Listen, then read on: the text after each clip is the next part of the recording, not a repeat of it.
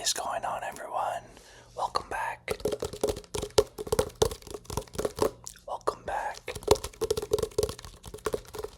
Welcome back to another video. This is Tiki ASMR. Tiki tiki tiki tiki tiki tiki tiki. And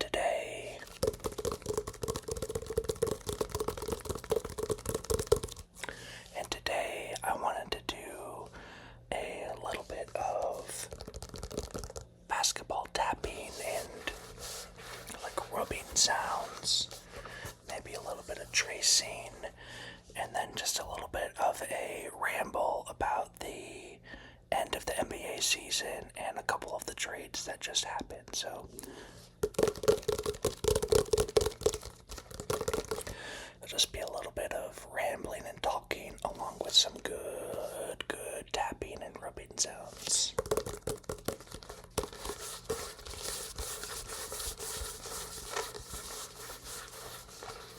And this is my basketball. It is a Wilson. This is a Wilson basketball. See the WILSON.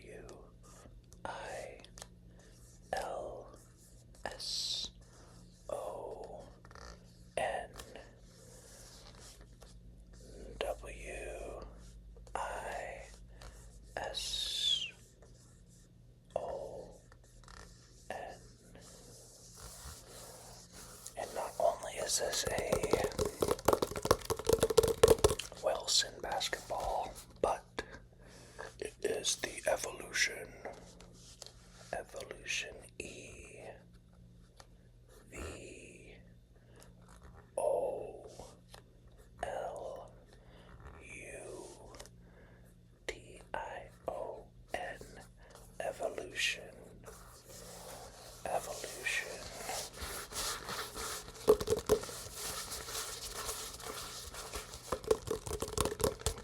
So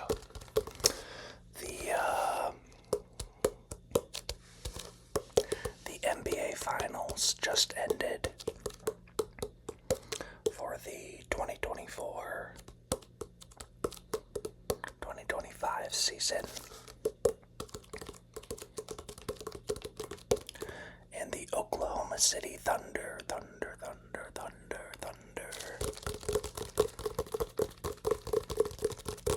The Oklahoma City Thunder won the NBA championship. They actually knocked out my Denver Nuggets in the second round. So I was cheering for the Indiana Pacers to win, but they ended up losing in Game 7.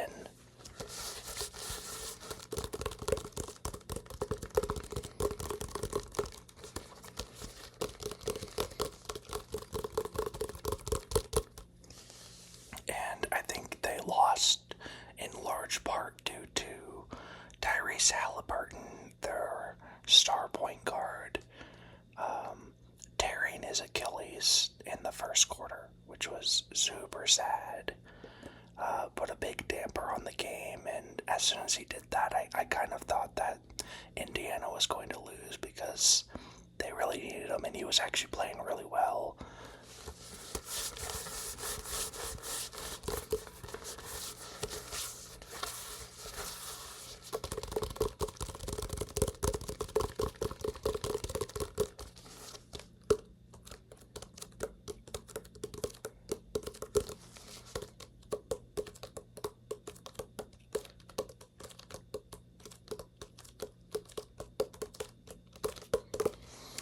Was actually playing really well. Before he got hurt, he had made not one, not two, but three three-pointers to put them up early in the game. I think it was 14-10 when he made his third three-pointer. And then a couple minutes later, he tore his Achilles, and they had to carry him off the court. So, it's hard because it's not just for this season, but he's going to be out for essentially all of next year as well, so.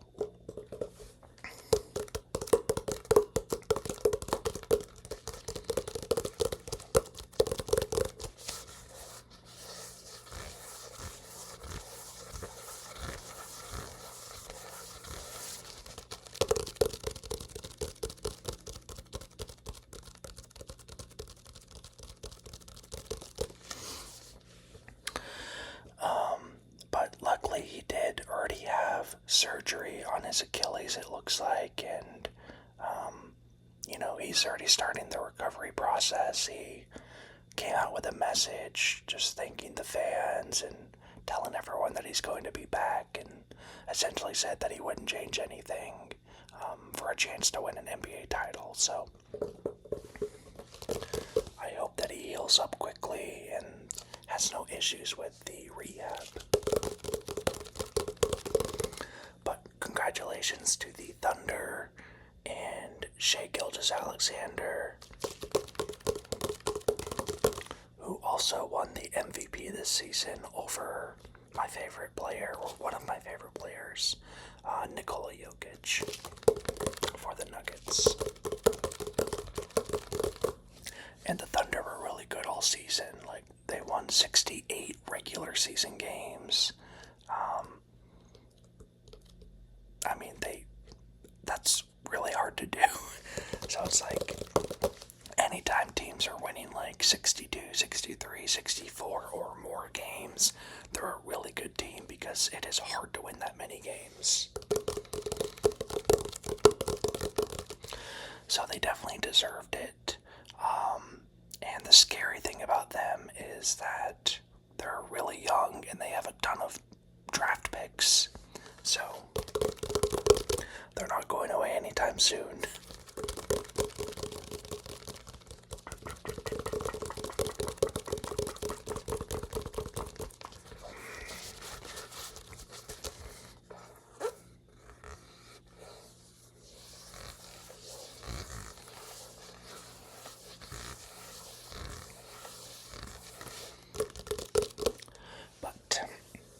They'll get to enjoy the championship and trying to defend it for the next year. And the NBA draft comes up soon, so I know a lot of other fans are excited for that. And then the other story that was happening the same day as Game 7 for the NBA Finals.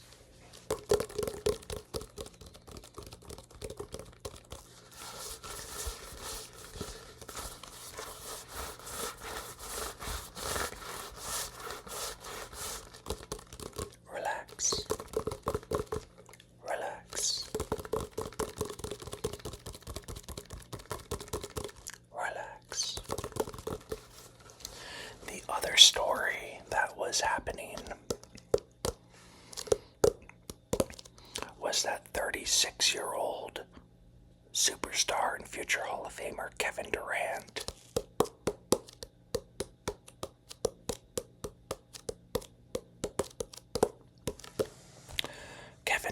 was traded right before the NBA Finals earlier in the day.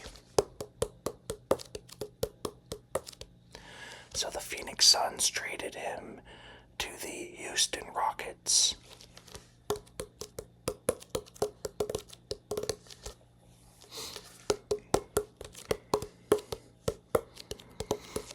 And I think a lot of people, people always have different opinions. A lot of people thought that the Suns didn't get enough in return.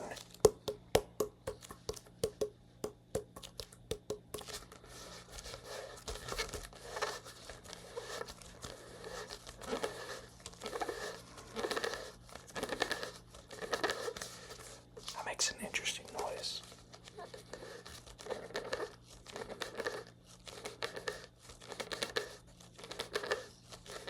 I like that grippy sound.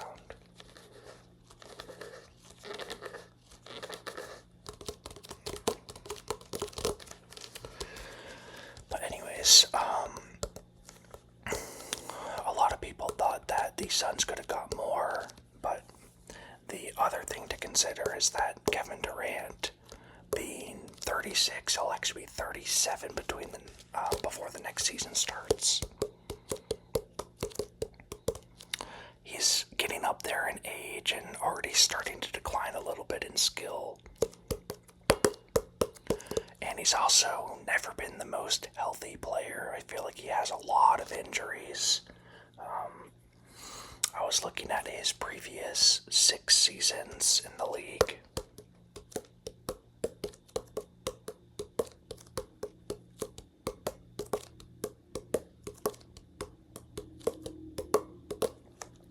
And he had only played like an average of like 46 games each regular season, where there's 82 games, except one season when it was short and had 72, but usually 82 games in a season, and he was only on average playing like 46 games, so not the most healthy and getting up there in age, so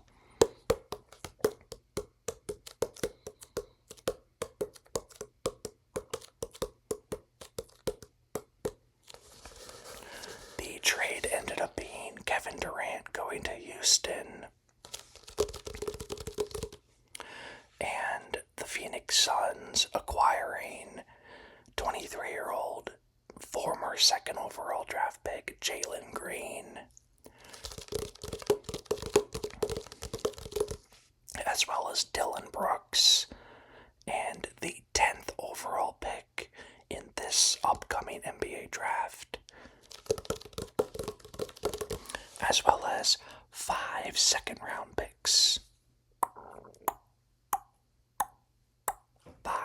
Five second-round picks, which aren't the most valuable, but they are, used as like sweeteners in trades or cost-controlled salaries for like bench rotation players, reserve players. So 5 second-round picks is still better than not having 5 second-round picks.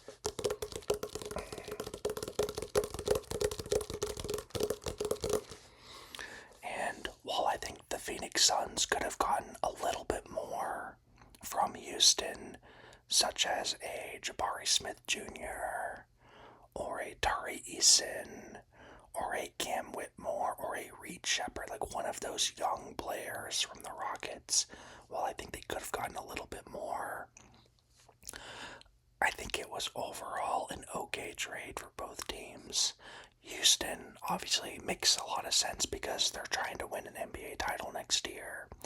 And Kevin Durant, when healthy, is still a top 15 NBA player.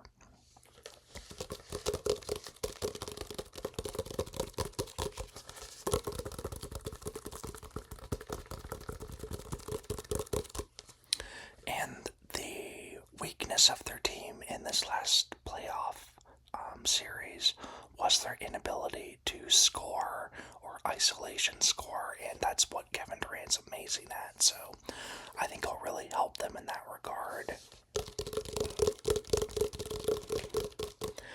And since Houston kept so many of their younger assets as well, they actually have room to make another trade if they wanted to.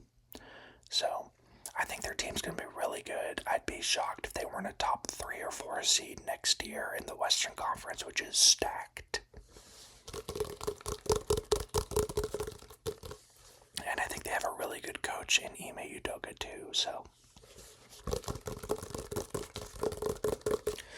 For Houston, I think it made a lot of sense, because you're going for that upside, you're going for that ceiling to win a potential title, and then there is a chance that it backfires, and if Kevin Durant either declines rapidly in skill due to getting up into, the late 30s, almost 40 years old, or if he gets hurt and doesn't play that much, it's going to be unfortunate, but I think it's a risk worth taking.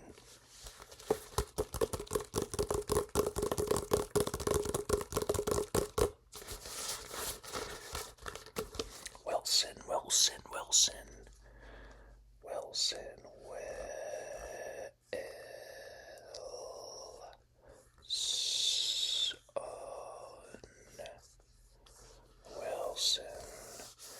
Evolution.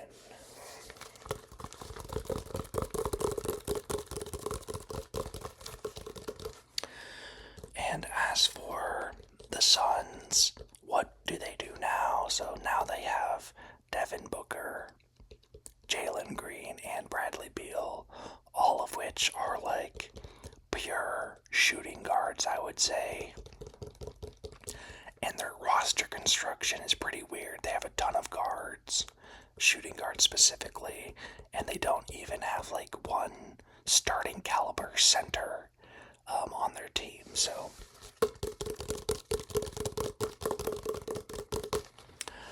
I anticipate that with the 10th overall pick that they acquired in the trade, with the 10th overall pick in the upcoming draft, my guess is they draft a young center to develop a like 6'10", 7-foot center.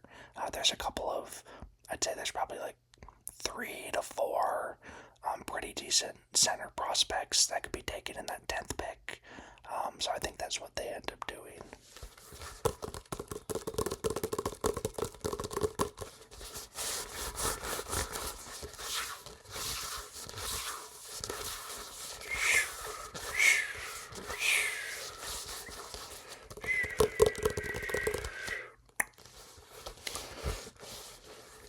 And then the other trade that happened just like an hour or two ago from when I recorded this. Relax, relax, relax. Relax, relax, relax. The other trade that happened was the Portland Trailblazers traded Anthony Simons. Anthony.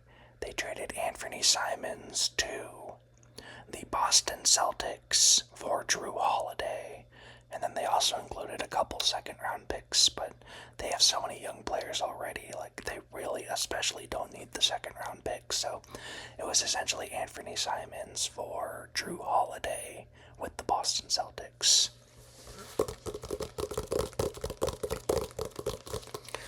And this is another trade that I think made sense for both teams because they're both achieving essentially what they want from the trade. From the Celtics perspective, next season for the Celtics is going to be kind of a reset of a year because they just won the title last year. But Jason Tatum, their star forward, tore his Achilles. I think it was an Achilles. Yeah, I'm pretty sure it was a torn Achilles as well. He tore his Achilles this playoff stretch as well. So he's also out all of next year. The Eastern Conference was just like decimated with injuries. It's gonna be a very lopsided league next year, with the Western Conference being stacked and the Eastern Conference being pretty weak overall, especially with the injuries. But the Celtics won't have Jason Tatum next year, and then their team construction and their salary, they're in like the tax. So every dollar over their salary cap or like the apron, they're charged like additional money for. So this trade helps them get under the tax or lower down into the tax where it's less expensive for their front office and their ownership. And they also acquire a young, intriguing player in Simons, while getting off of Jrue Holiday's contract, which was extended for, I think he has another 3 years on it. And, you know, he definitely took a little bit of a step back. He's getting up into his mid-30s, I want to say. I think he's like 33, maybe 32, 33, right around that. But he's slowing down a little bit. And I think the trade makes a lot of sense for Boston because of the apron tax reasons, as well as the age component of you're going from an older guard to a younger guard. And then we'll see if they want to re-sign him or not, because I think Anthony Simons is on the last year of his contract.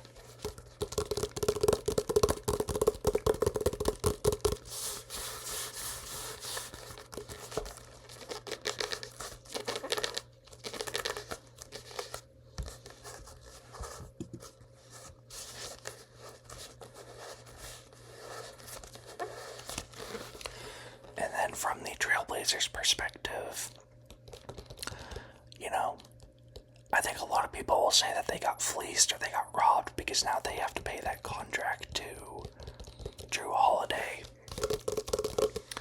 But they already have two young guards that I think they're trying to develop in Shaedon Sharpe and Scoot Henderson.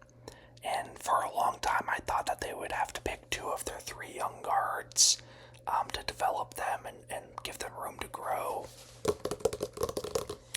And it seems like they've decided that they weren't going to re-sign Anthony Simons anyway, so they'd rather get something for him now. And then bringing in Drew Holiday, I think, is really good for an NBA locker room. He's a really mature, really professional, really experienced guard that can help Scoot Henderson and Shaedon Sharpe develop into better players. So it actually reminds me a little bit of what my Denver Nuggets did years back when we were the young team that was trying to take the next step, and we signed Paul Millsap from the Atlanta Hawks. We signed Paul Millsap to a 4-year deal for a lot of money, and I'd say for the first 2 to 3 seasons, he was good to decent. I think the good to decent range. He was definitely getting a little bit older as well, but I think he was pretty good the first 3 seasons. And then that 4th season, in his final year of the contract, he really fell off a cliff. You could tell that father time was catching up to him. But I think it was well worth it because he really helped Nikola Jokic as well as our other players develop. He brought a grit and a tenacity to the team and really helped the defense. And I think it ended up being a good deal, even though he was kind of dead weight in his final year of the contract, where we were paying him a lot of money. I would still do the same thing again because I think he's an underrated reason why we were able to build the repetition, build up the grit, build up the experience to eventually win a championship. And I think that's what Portland's trying to do with Drew Holiday. Because they probably know that, when Drew Holiday is 35, he's probably not going to be very good as a starter in the NBA, but he can transition to a bench role and still be a mentor to the young team. And I also think that Drew Holiday is just a better player right now still than Anthony Simons. So Portland had a really good second half of the season last year, and I think they're really going to try to push to make a playoff run next year, or at least make the playoffs, where I could see them being a 7, 8, 9, 10 type seed in the play-in and potentially go for a playoff spot. So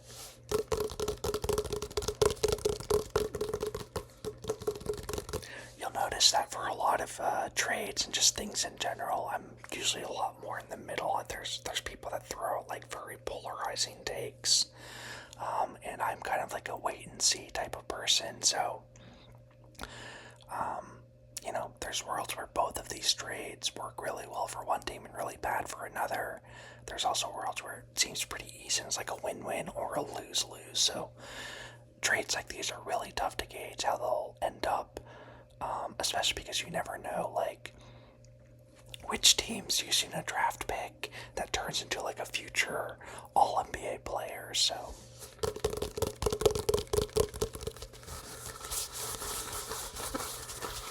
it's tough to tell, but I'm excited for the NBA draft that's coming up. I'm sure there'll be some more trades and some free agency stuff that'll be pretty exciting. So, and actually, I follow college basketball and NBA basketball year-round and actually do sports articles about them too. So it's something I'm really passionate about and follow pretty closely. So if anyone watching this is a basketball fan, I'd love to get your thoughts on either of these trades or just who you want to see your team draft in the upcoming draft. So that's gonna do it for this video.